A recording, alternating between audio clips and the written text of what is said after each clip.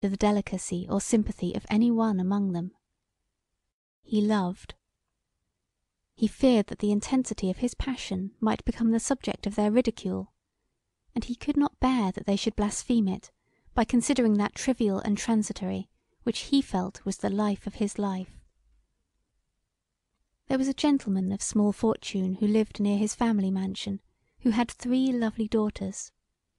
The eldest was far the most beautiful, but her beauty was only an addition to her other qualities.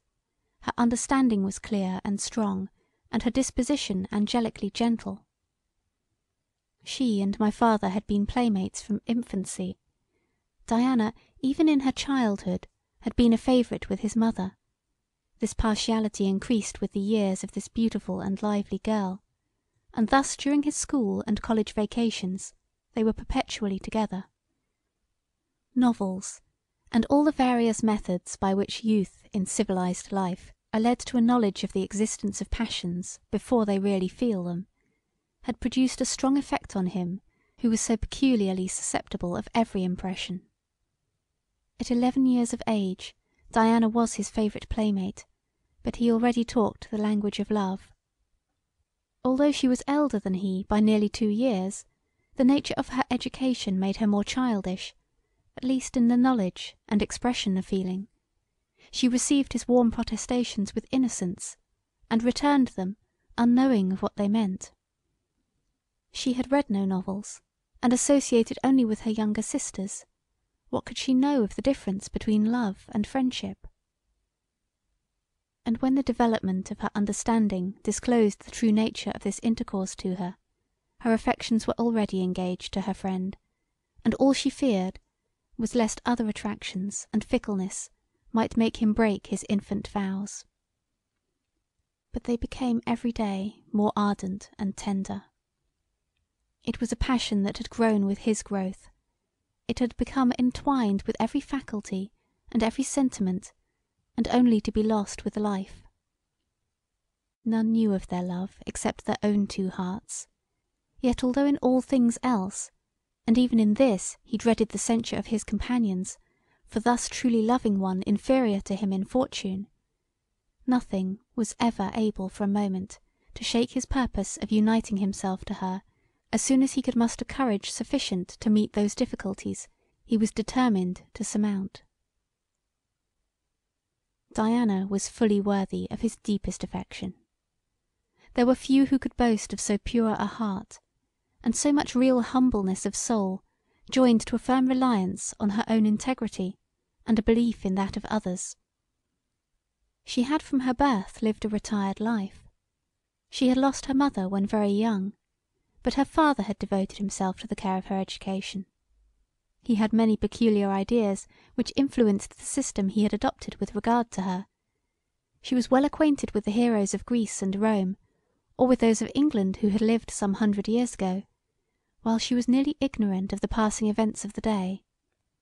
She had read few authors who had written during at least the last 50 years, but her reading with this exception was very extensive.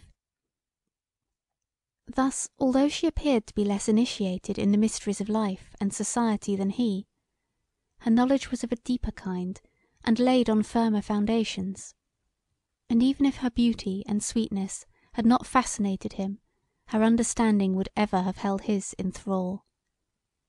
He looked up to her as his guide, and such was his adoration that he delighted to augment to his own mind the sense of inferiority with which she sometimes impressed him. When he was 19, his mother died.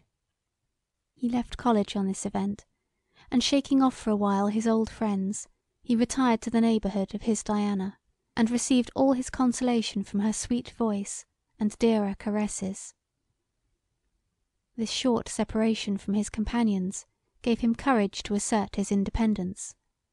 He had a feeling that, however they might express ridicule of his intended marriage, they would not dare display it when it had taken place.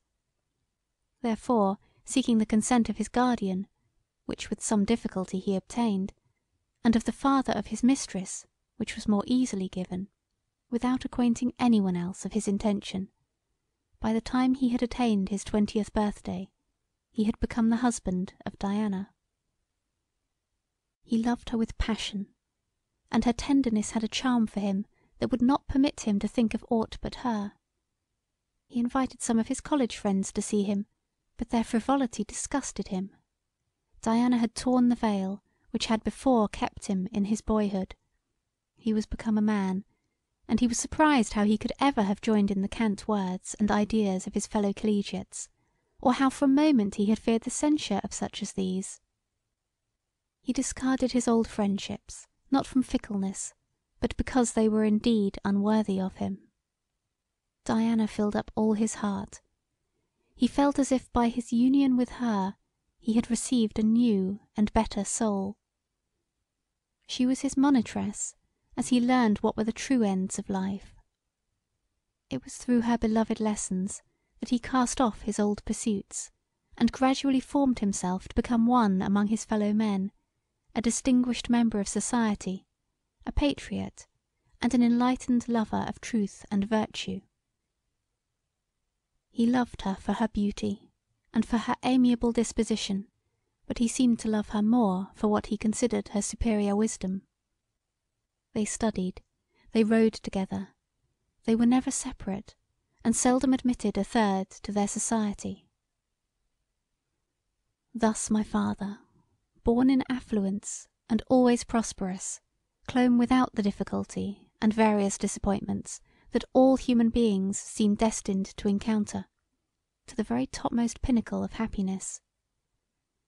Around him was sunshine, and clouds whose shapes of beauty made the prospect divine, concealed from him the barren reality which lay hidden below them.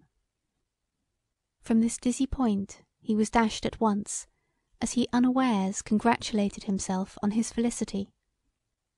15 months after their marriage I was born, and my mother died a few days after my birth. A sister of my father was with him at this period. She was nearly 15 years older than he, and was the offspring of a former marriage of his father. When the latter died, this sister was taken by her maternal relations. They had seldom seen one another, and were quite unlike in disposition.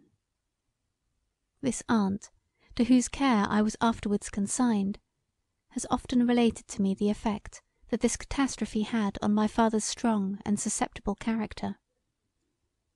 From the moment of my mother's death until his departure, she never heard him utter a single word. Buried in the deepest melancholy, he took no notice of anyone. Often for hours his eyes streamed tears, or a more fearful gloom overpowered him. All outward things seemed to have lost their existence relatively to him, and only one circumstance could in any degree recall him from his motionless and mute despair. He would never see me. He seemed insensible to the presence of any one else, but if, as a trial to awaken his sensibility, my aunt brought me into the room, he would instantly rush out with every symptom of fury and distraction. At the end of a month he suddenly quitted his house, and unattended by any servant, departed from that part of the country, without, by word or writing, informing any one of his intentions. My aunt was only relieved of her anxiety concerning his fate by a letter from him dated Hamburg. How often have I wept over that letter, which until I was 16 was the only relic I had to remind me of my parents. "Pardon me," it said, "for the uneasiness I have unavoidably given you, but while in that unhappy island, where every thing breathes her spirit, whom I have lost for ever, a spell held me. It is broken.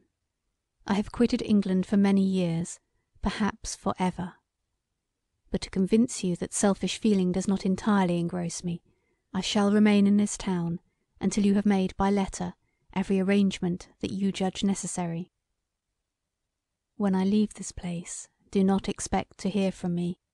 I must break all ties that at present exist. I shall become a wanderer, a miserable outcast, alone, alone." In another part of the letter he mentioned me.